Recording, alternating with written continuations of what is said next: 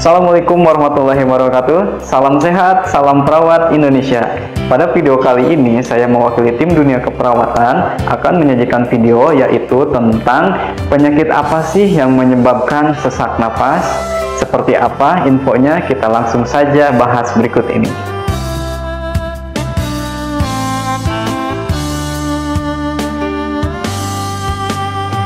Mungkin dalam kehidupan sehari-hari kita sering merasakan adanya sesak napas.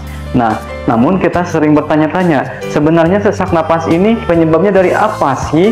Padahal saya tidak punya penyakit paru, saya tidak punya penyakit asma dan penyakit sistem pernapasan lainnya. Nah, untuk itu kita harus mengetahui beberapa penyakit yang dapat menyebabkan sesak. Yang pertama adalah penyakit paru-paru. Nah, untuk penyakit paru-paru itu sudah jelas bahwa paru-paru itu sendiri sebagai alat untuk kita bernapas. Otomatis, jika terjadi gangguan pada sistem pernapasan, khususnya pada paru-paru, maka akan menyebabkan sesak. Nah, penyakit apa sajakah yang dapat menyebabkan sesak? Untuk penyakit paru yang paling sering ditemukan adalah yang pertama penyakit infeksi seperti penyakit tuberkulosis, kemudian yang kedua ada penyakit pneumonia. Kemudian yang berikutnya penyakit paru yang penyebab sesak itu adalah efusi pleura ataupun penumpukan cairan. Kalau bahasa masyarakat umumnya sering disebut dengan paru-paru basah. Kemudian ada juga pneumotoraks atau terakumulasinya si udara di rongga pleura. Dan yang terakhir adalah biasanya disebabkan oleh penyakit tumor, yaitu khususnya tumor paru. Kemudian yang kedua, penyakit yang dapat menimbulkan sesak adalah penyakit jantung. Nah, apa hubungannya sih jantung dengan sesak? Padahal kan sesak itu ditimbulkan ketika terjadi gangguan pada paru-paru. Betul sekali, namun ada patofisiologinya atau perjalanannya.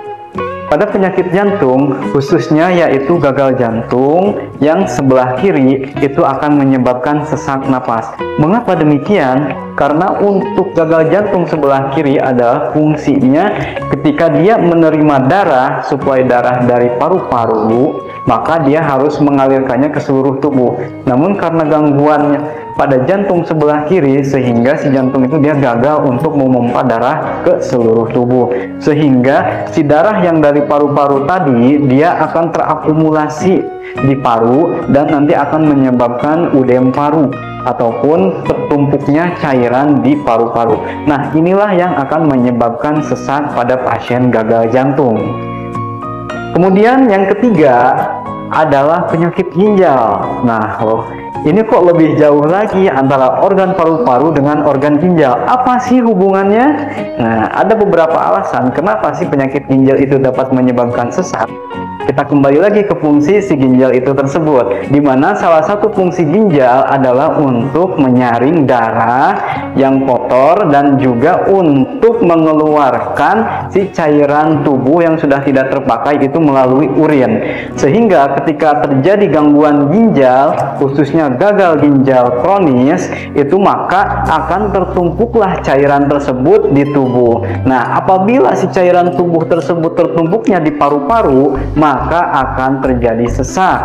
Sesak ini diakibatkan karena pertukaran gas antara oksigen dan karbon dioksida itu tertahan ataupun istilahnya akan terhambat dikarenakan ada si cairan tersebut, sehingga menyebabkan sesak.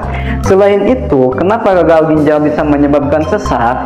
Salah satu fungsi ginjal yang lain adalah sebagai produksi eritropoietin, di mana eritropoietin ini adalah sebagai asal-usul terbentuknya sel darah merah. Sel darah merah ini berfungsi untuk mengikat si oksigen yang nantinya akan disebarkan ke seluruh tubuh melalui pembuluh darah. Nah, apabila si hemoglobin ataupun si sel darah merah ini berkurang di dalam tubuh, yang akan terjadi adalah suplai oksigen dalam tubuh itu akan berkurang. Nah, sehingga terjadilah kompensasi tubuh untuk memenuhi oksigen tersebut dengan cara mempercepat napas, atau dalam bahasa kita itu adalah sesak napas. Baiklah, itu dia beberapa informasi yang bisa disampaikan mengenai penyakit-penyakit yang dapat menyebabkan sesak napas. Jika ada yang kurang atau jika ada yang ingin menambahkan, silahkan tulis di kolom komentar di bawah ini. Ya, terima kasih atas segala perhatiannya.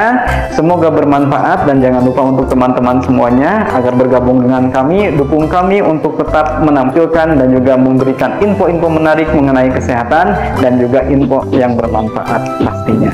Dengan cara klik tombol subscribe, like, dan juga bagikan ke teman-teman semua agar bermanfaat juga untuk yang lainnya. Terima kasih atas segala perhatian, mohon maaf atas segala kesalahan. Salam sehat, salam perawat Indonesia, dan assalamualaikum warahmatullahi wabarakatuh.